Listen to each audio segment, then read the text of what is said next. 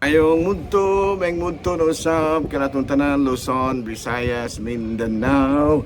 Mayong mudto Philippines, may mudto world, may mudto universe. Ada na punta mga galan ini nga atong tulumanon sa kahanginan CONA, Cathy Kisses on Air. O ako lang gihapon kini inyong ubos nga alagad, Reverendo Padre Edwin Academia Akap. Abino adlaw na usab karon nga Martes, pit 25 na kini sa bulan sa Agosto, tuig 2026. Oy, kumusta na ang tanan mga ha? Naginaot ko nga na kamuntanan sa Kapiskays Panglawas, walay problema kabahin sa financial, ito naman gani, pero ginagmay na. Pero nara igbalayan sa Norico, igbalayan sa tubig, igbalayan sa tuition sa mga bata, igbalayan sa kini tindahan at ululutangan kada adlaw. Wala po mag-away ang bana o asawa, okay na yun, no? Wala po kining magproblema sa kining gitawag nato og sakit sa lawas. So okay ra kita niya okay. Salamat kay Ginoo daw nga ingon niya na ang atong kahimtang sa panglawas. Ako no, karong adlaw pit 75 ang ato ang patrona mao si patron mao si San Louis of France, no, Saint Louis of France. So siya karon ang atong pangayuan ug pagampo alang sa kalampusan ni ining atong katikisa. Ayan, no. Abino padayon ta mga igala ato di ay ari kita sa atong CBCP News balitang simbahan ni ini kamuntuhon.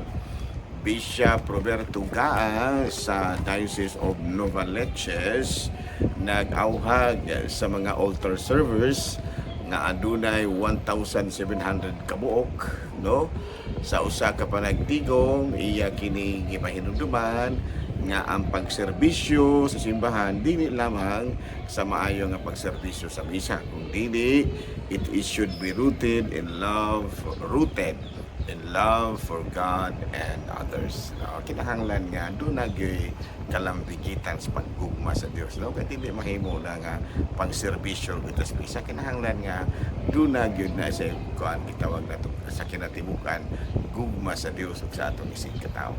Balita mga higala gikan sa Vatican, si Pope Leo sa iyang pagbisita sa San Marino nagkanayon, respond to conflict is by following the gospel.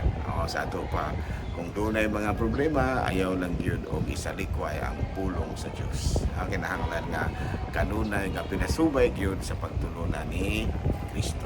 Hala, no? Padayon ta mahingala ato dahil nga timbayaon og may muto ng atong talahurong obispo, Bishop Julito B. Cortez, ang atong station manager, si Father Rama Ata, o ingang manusab, ang atong mga kaigsuunan, nga mga kaparian, sa akong naginaingon, mga pahasubo nato, no? Sa pamilya nga nice, kagahapon, ato nagyunintaw nga napahimutang, sa iyang katapusang kapahulayanan ng akong classmate, no? Subo kayo sa akong kasing-kasing, mahigala kay kato si Father Tunton, usang dito sa kaingon nato nga kauban gid ako sa ako ang pag-eskwela pa sa una sa pagkapari hangtod ka pare nako mura pa akong kanjud mi kanang gitawag nato siya ako ang kanang gitawag nato kauban sa panerbisyo. Pero saon nga naman siya sa sabakan sa Ginoo. Pagwalipay nga naman punta para niya, no, niya mong pagayoon si Father Tunton Arnay, si brother, no, nga yampo po naman ning iya mga classmates ka nahibilig, no, saon nga naguna-una man ka, pero ay problema na kaya angay po dato ganing pasalubatan kay doon naman gud sa gibate si Padre sa iya ginhawaan sa iya habang malatian sa lawas man. Kuna nagapahuway na siya o malipay no usab kita kaya nasayod man kita og bituo nga tuwa na siya karon sa sabakan sa Dios. Ayan, no, nahala may muto na kanatong tanan mahigala nga tuwa karon nga topic is youth are vital gift to the church. Vital gifts to the church. Sa ito pa ang mga kabatanunan mauusa ka mahinungdanong gasa ngadto sa simbahan. Oh. So unsa man matod pa, youth are vital gift to the church, bringing vibrant energy, fresh perspective and dynamic capacity for faith that helps renew, sustain the body of Christ. No? Sa ato padako dahil yung kayo katabang ang mga batanon. Kaya alam mo lang ato yung nga developon.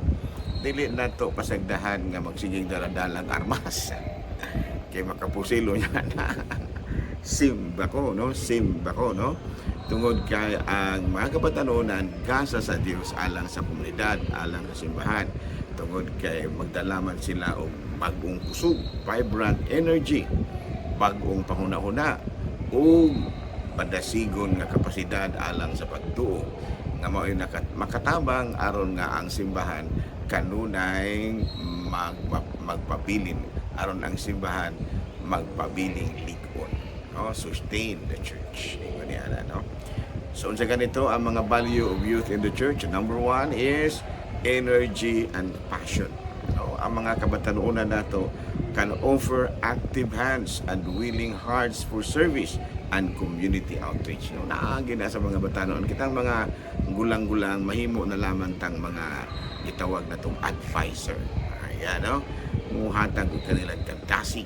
No? Dili kay kitang mo maguna-una din na din ato po silang paminawon. No? Muna synodality among the church and the youth. We will also listen to the youth. No? O diya sunod, spiritual growth. Early involvements build a lifelong foundation of faith and resilience. No, kanang bitang sayo kaayo nga kalambigitan sa simbahan, mao kanay makatukod og pundasyon sa ilang pagtuo o matud pa sa pundasyon sa ilang pagtuo nga mamahimong malig-on bisan pa sa mga pagsulay. No? Una nga batan-on pagani kaayo ato ng paduolon og simbahan. Okay? And of course, peer influence. Kini kong mga batanon, mga igala. Labi na kining mga batanon. Bisag pipila lang ka grupo ang inyong ma-develop na. Makadala na siya og daghan kayo nga makadani na sa daghan kayo mga kabatanunan. No?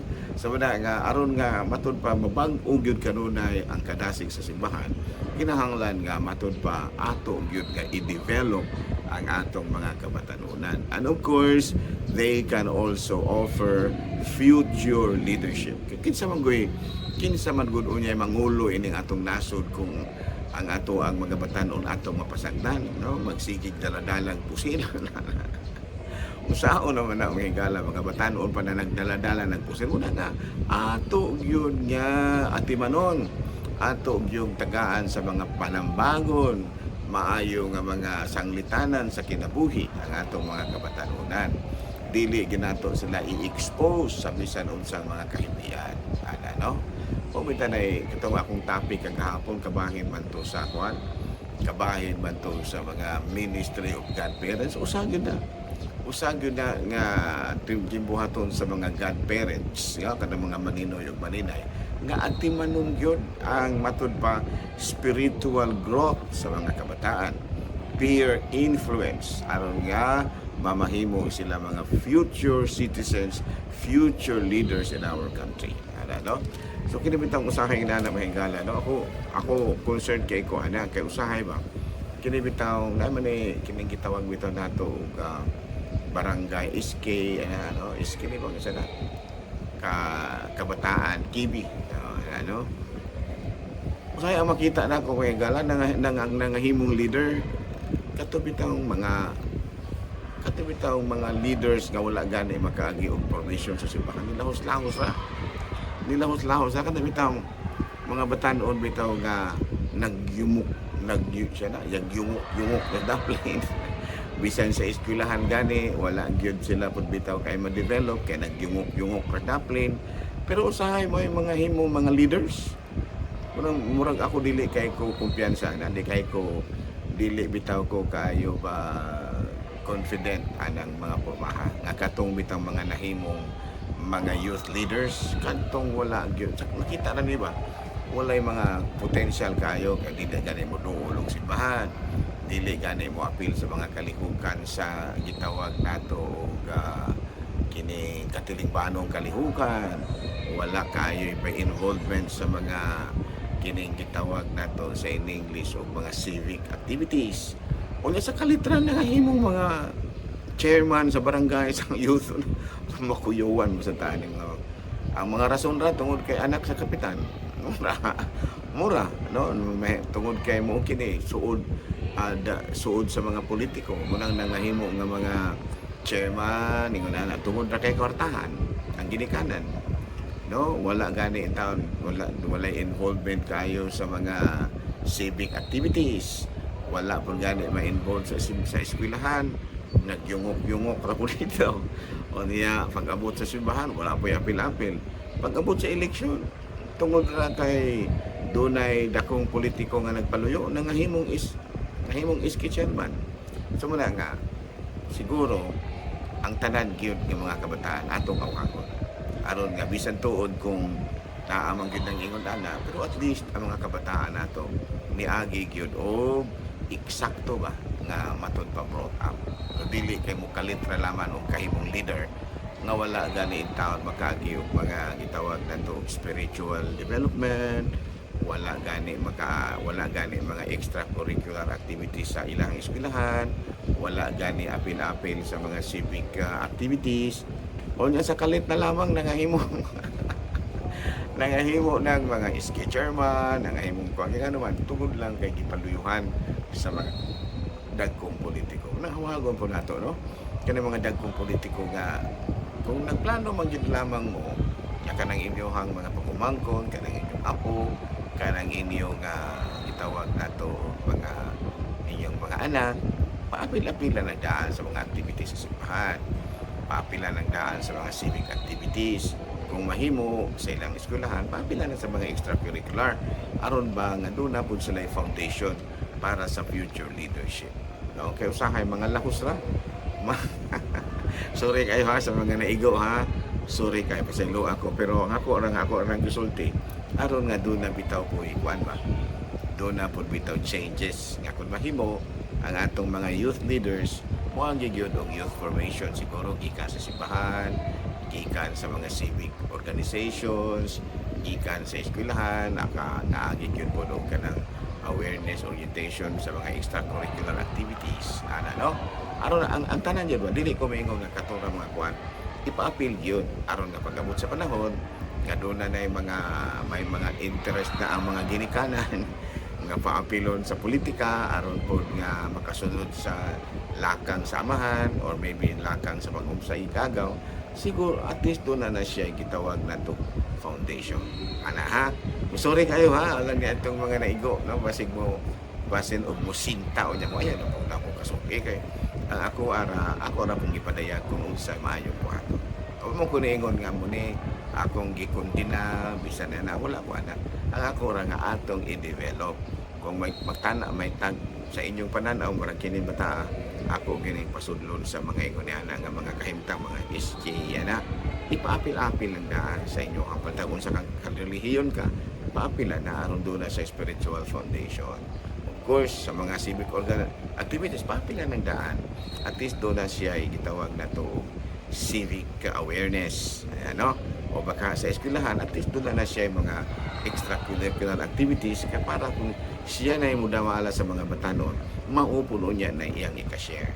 Di kay mula host rin taon o kahimong yung niana tungod lang kay pag-umangkon sa ni muni ana, no? Pero nako muna makakita ta usahay og mga ingon ni ana, no? Nga mga wa gyud in tao mo kaingon ta nga ay in tao na unsang pud in tao ta ani.